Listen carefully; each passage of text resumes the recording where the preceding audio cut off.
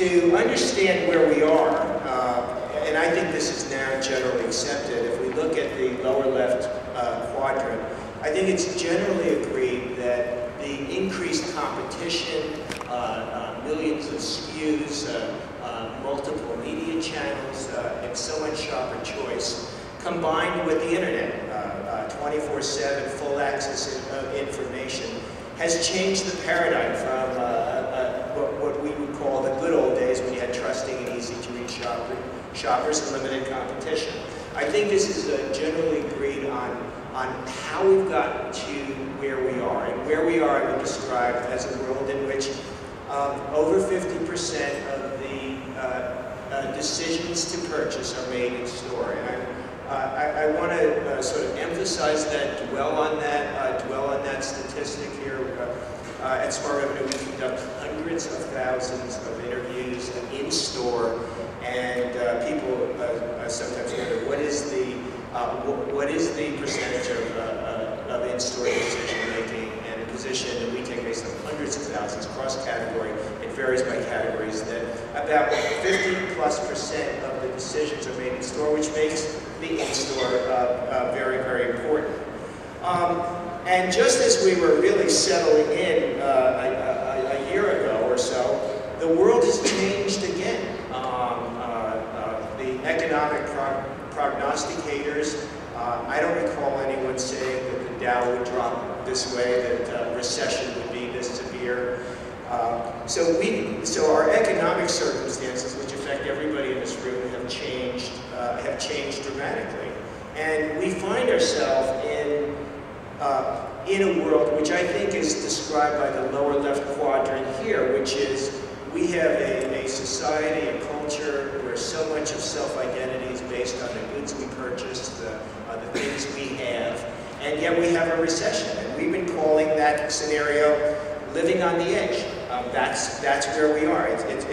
And the question really is, and the subject of this panel is, where are we going from here? And just as conversation starters, we've thrown out a few different scenarios based on what we see are some very key variables. Obviously, prosperity and recession is one, as you see that along the horizontal axis. But on the vertical axis is self-worth, human definition. Do we define ourselves by what we have, or do we define ourselves by who we are, what we are inside, in non-tangibles? And if you think about that, if you agree, and that's what scenario planning does, it defines two critical external variables and plots out potential futures. If we stay in recession and yet we get to a more self-identifying, self-fulfilling culture, we have what we've been calling in the upper left, and we see it already, small footprint, more emphasis on family, more families, more people living under one roof, more activities, crafts, cooking, games, Little League, and things like that. So we've been calling that smaller footprint. If looking at the bottom right, if we return to prosperity and this time is nothing but a speed bump, like maybe the S&L crisis or something like that, that at the time seemed very serious, but did that really affect us long term? I'm not sure most people would think it did. So do we basically say if the Dow goes up, that we just return to everything that we've always done, and we return to consumption, and things go on just as before?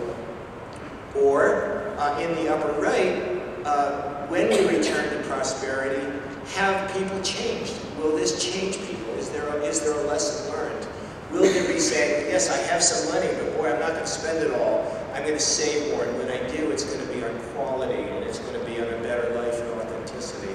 So we're framing our discussion around these kinds of thoughts. So the structure of our panel is that we're going to go through our panel twice, and our first question is going to be to each of the panelists.